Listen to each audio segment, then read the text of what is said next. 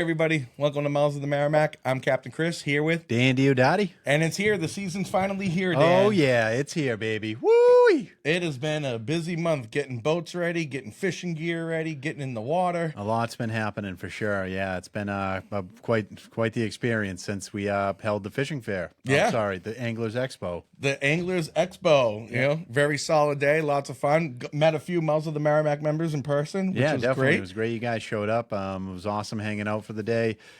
Did pretty good with selling some stuff, and yeah, overall great time. So thank you for contributing. Put together a great raffle. I want to send a special shout out to our member Colin Temple, who brought an On the Water magazine that featured me, actually. Oh, awesome. Yeah, I didn't have it, and he brought it from his collection, so I got a chance to read it. One of my clients wrote a nice article about our trip from last year, so that was in this issues of On the Water, so that was pretty cool. Yeah, that day was wild. I remember you telling me that when you brought that particular crew out, the mouth was really, really rough. It was a rough day. Yeah, and they handled it like champions. So They did. They did. It's always, that's where the boat comes into play, right? Yep. So, I got an open boat, but there's plenty of seating. They were a group of older gentlemen. It was a rough day. So, safety number one first, right? Mm-hmm.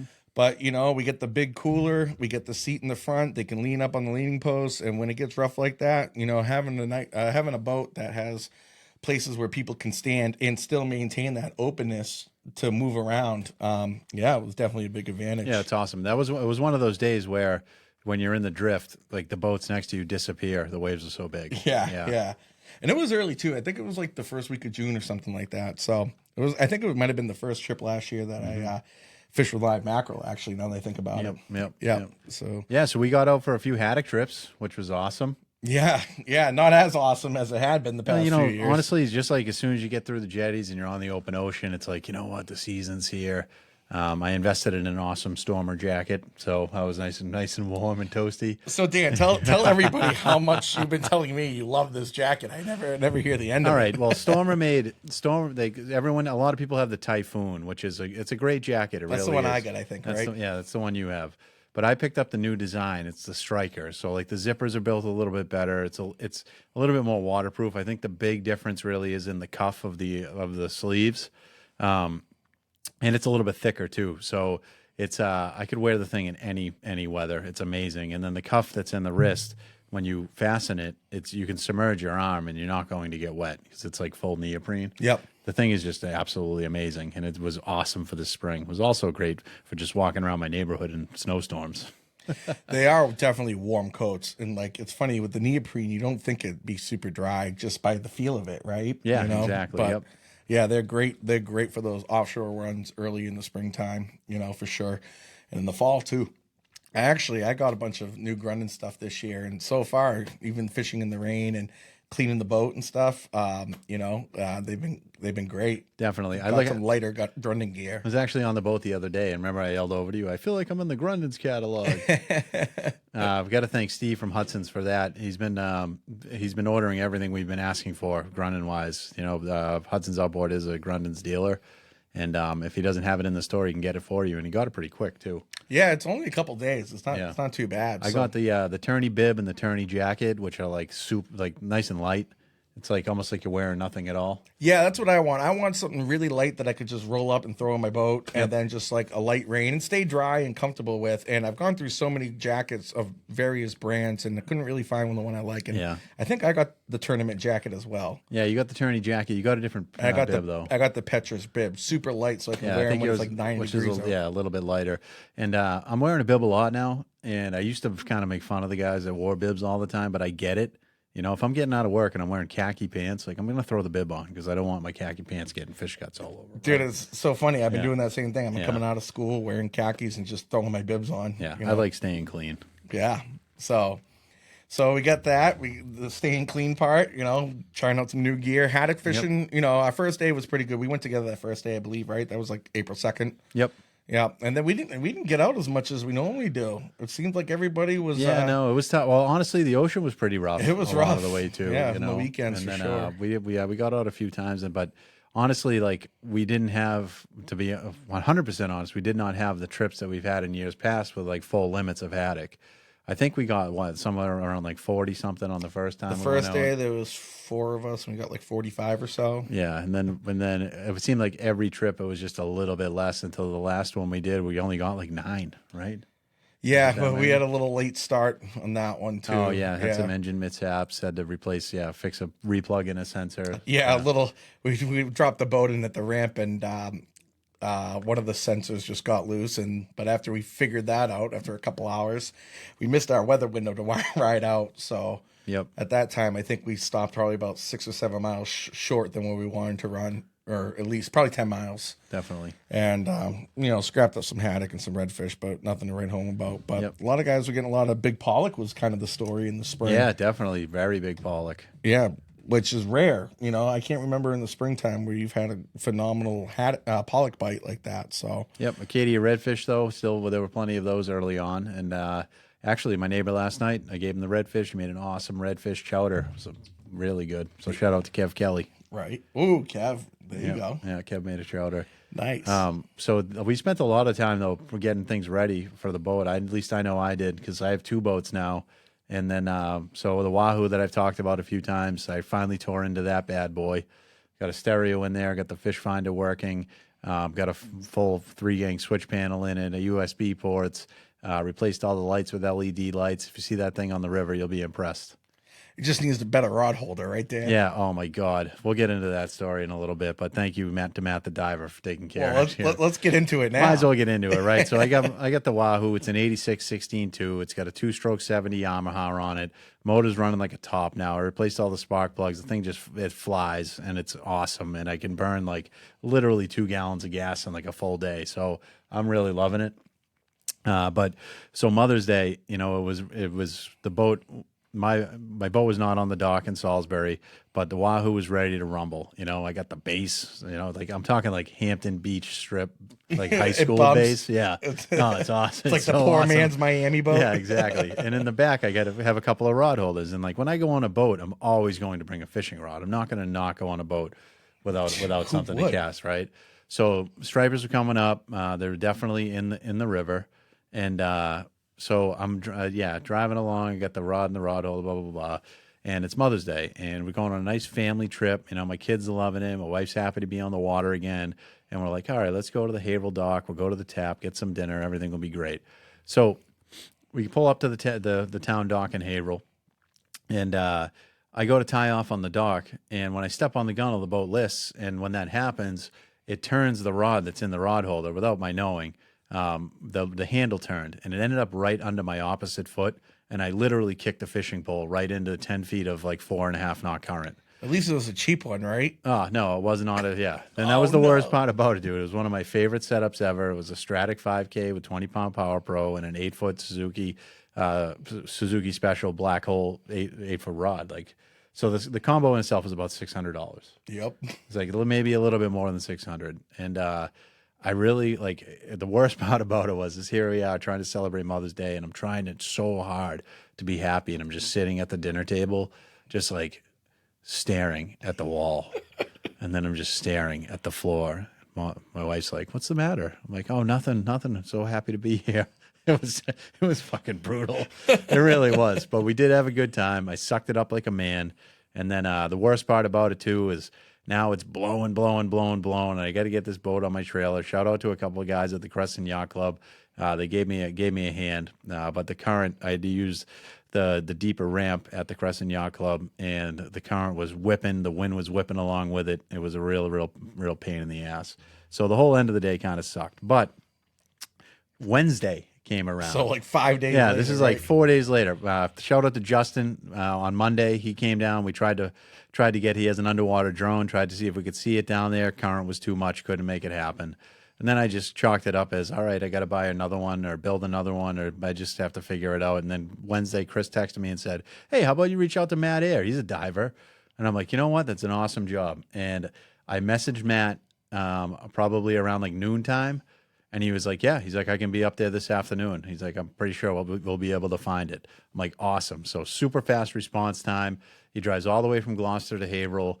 He shows up at the dock. Now it's impressive to watch him. Was that not impressive, Chris? being Dude, down? the amount of equipment and things that he had, like it was an operation. Yeah, for really, sure. it was, because he's got this like weighted belt. The belt probably weighed about 40 pounds. He can confirm. I don't know, but it was super heavy, and that's what he helps get him to the bottom. But he also has this super like heavy tank, goes on his back, tied a lanyard off on him, and then tied it to the dock.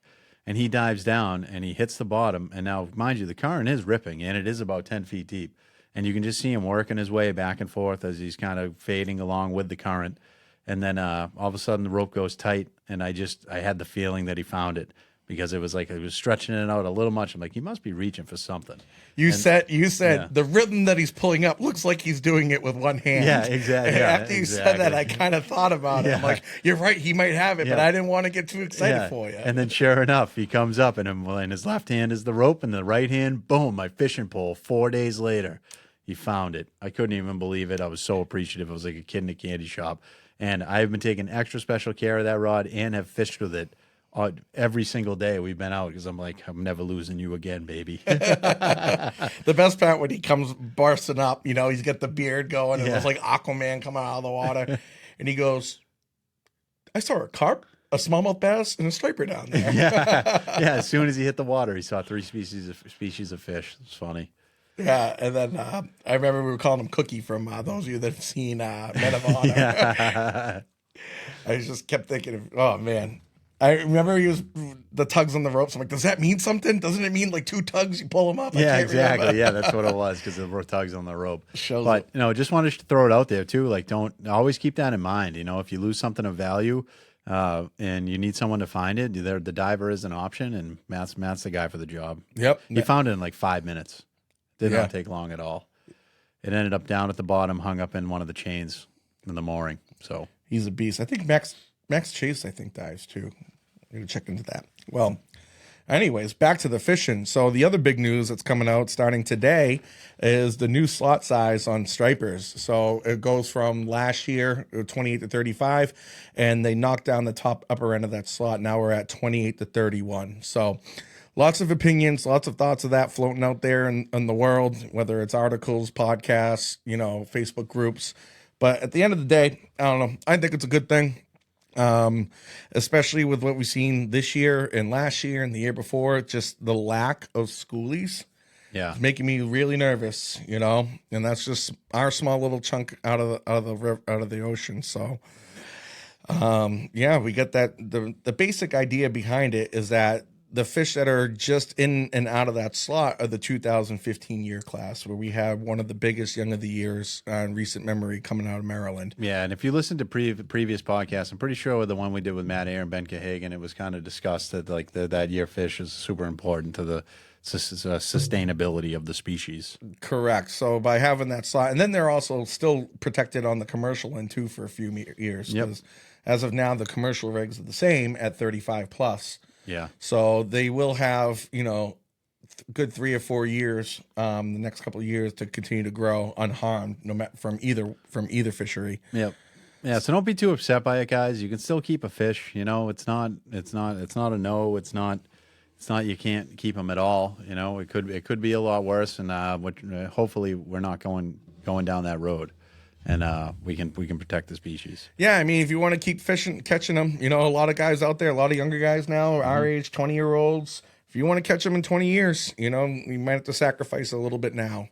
And with the size of the fish that we've been getting up here in the Merrimack, I don't think catching a limit's going to be a problem. I mean, most of the fish we've gotten, I've probably caught more in the slot than I have under the slot for sure. Yeah. Yeah, and quite a few overs too. For early May, it's been a great big fish run early this year. There's been a lot of herring in the river.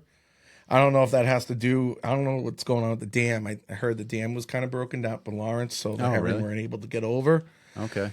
I don't know if that's fixed. That was from what I heard last week. But yeah, anytime there's a good herring run, the bass fishing in the river is pretty good. And it's so good that we're still getting like herring feeds in the afternoon, which is awesome. pretty rare, For being able to go out after work, we've done it a couple times the last few weeks, just a couple hours going on the boat and tossing topwater plugs and stuff, and at 4 o'clock in the afternoon and catching slots and overs. I mean, it's not the 100 fish schoolie days for sure, but you're getting quality fish and good eats too, which is the fun part about Yeah, it. definitely. I mean, most of my fishing is after 5, and it's like it's amazing to go out there and see like the birds working, heron blowing up, and then the fish under them, and it's awesome. I think it's awesome. A lot of the fish that I've caught actually have been 34 inches.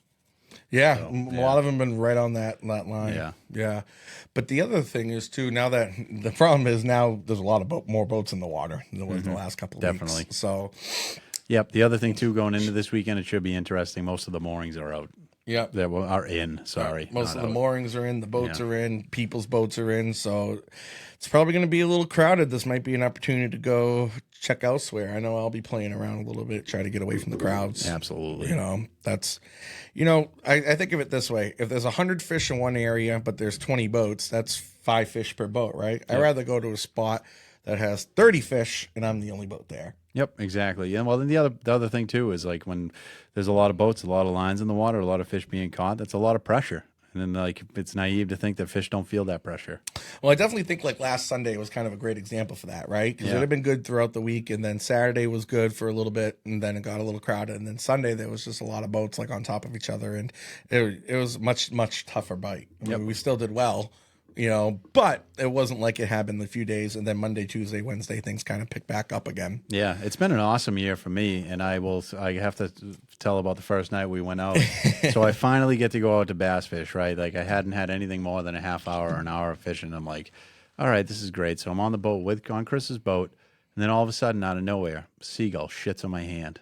Just comes out of the sky, right on my hand. That was right away. It happened right away. I'm like, oh, are you kidding me? A bird just shit on my hand. Chris goes, hey, that's good luck.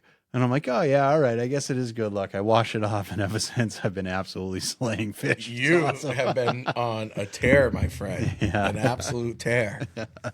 Yeah, so we got to keep that going, Yeah, hopefully a bird shits on me this weekend. Did a little flounder fishing last week too. Haven't done that in a while. Awesome. So that was really fun. Yeah, I think it was the first time I targeted flounder since I've owned a boat, Yeah. which is crazy because I loved flounder fishing back when I worked on the party boats. And it was a successful trip. We did we were supposed to have a haddock trip, but it was going to be a little rough going out. The bite had been a little slow. So I told my guys, they're regulars. Shout out to Jeremiah and his crew. Great people. Been coming with me since day one. And Yeah, it's such a great fish. Like, it's an awesome fish to harvest for fish tacos. And, Yeah. like fish tacos. That's what I think of when I think of flounder. yeah, it was fun cutting them again. You were right. I mean, we took us a while to get back, and I put them on the cutting board, and they were still alive. And then we did the old bash your head in with the butt of your knife trick.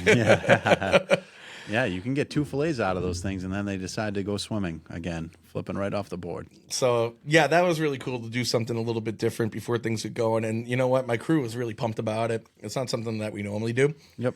But, I said, hey, why don't we do the top water striper thing till the bite dies off, and we'll zip out and see if we can get some flounder.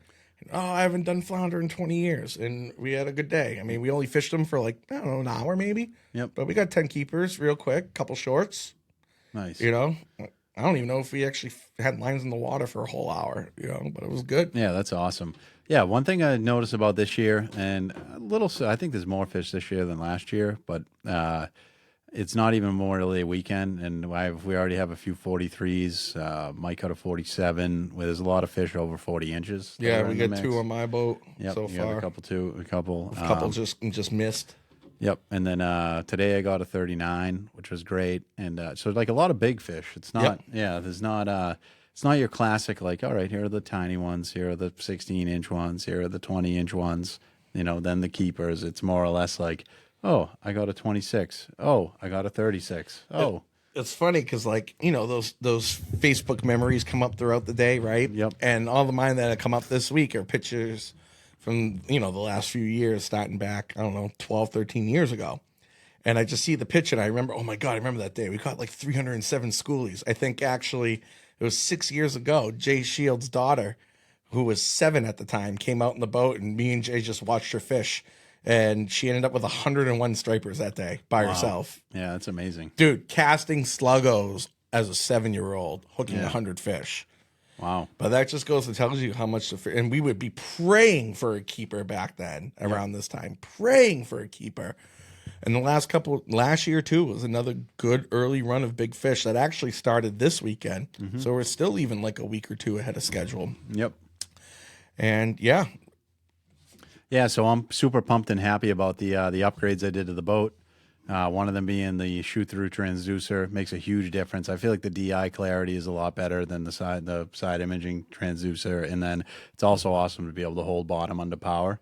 So working a double deucer, baby, things awesome, absolutely awesome. But the other cool thing is the what's it called? The rock, the charger, the rock charger. The ROK. Yeah, ROKK. It's like an ROKK is the company, and it's a phone charger that goes on the dash, and your phone clips right into it, and it's waterproof. So pretty cool thing to have. Pick that up at Hudson's. Awesome. Yeah, it's wireless. So you drill. I just put one on Hugo's boat. You just drill a little hole, put it on, 2 screws, hook it up to your bus bar. You're ready to roll. And like it's also like a clamp on style, right? So you just take your phone, put it on there, charges up. And it's good when you're playing like music on Spotify and things like that. Nice. Your Bluetooth's going all day. It's like day. putting another screen on the thing. I mean, you could realistically pull a chart up on your phone and put it in there, and it's like another display. Yeah. Depending on where you put it, it's been working out for me too so far too. So that was a good find. I like it. Fixed my loudspeaker, so that was cool. I got to yell at some people. Like you think I yelled at Jimmy Lynch the other day? Yeah, that's fun. Fun. Speaking of Jim Lynch, we're going to have him on probably next week. Yeah, we got a special announcement. From Jim Lynch, but we'll let him tell you guys that. Yeah, guys. So we're rolling into Memorial Day weekend, which is probably the unofficial start for most people to get out there. I mean, the weather's going to be great. Looks like for the next week. Bass fishing's good. There are mackerel in. I'll leave it at that. We'll talk about it a little bit more in our members only podcast after. And you know, if you can get the day offshore, actually, one thing I want to talk about offshore is the amount of life out there. Oh yeah. Oh, humpback whales, herring balls, dolphins. It's been crazy out there. Yeah, there's a ton of bait too. It's just like everything. The whole ecosystem is looking strong. I haven't seen that much life on Jeffries in forever. To see all those humpbacks and stuff, really hoping for a solid school tuna bite this year. Yep, we'll see. And tomorrow, our friend Danny Lee's going out to Fipponese. Oh, nice. He's going for the halibut? He's going for a halibut. I go, hey, bring your tuna spinner. I mean, I don't know. He goes, yep, I just put it in my truck, ready to go. Awesome. So it's that time. Everything's starting to kind of come together here. Mm-hmm. And yeah, so guys, if you want to stick around, we're going to have a members only podcast next that we're going to put up there for our members. We're going to talk about the bait situation, some fishing situations that we've encountered the last couple of weeks, and kind of like, head out to the season. So, all right, guys, thank you very much. Yeah, thanks for tuning in. We'll see you out on the water. Just remember, be as respectful as you could possibly be if we're all drifting together. Give everybody two casting distances away. Yeah, that would be great. 2 casting distances away. In certain boats, don't be afraid to go out of the channel. I'm just kidding. Wait, what? Nothing. Never mind. Inside joke. All right, guys. Well, thank you for listening. Okay, another short one here. Again, if you're a member, go to our website and check out the extra podcast. We're going to go into a lot more detail about the things that we talked about here today. All right, that's mouseofthemerrimack.com. All right, thank you, guys. See you later.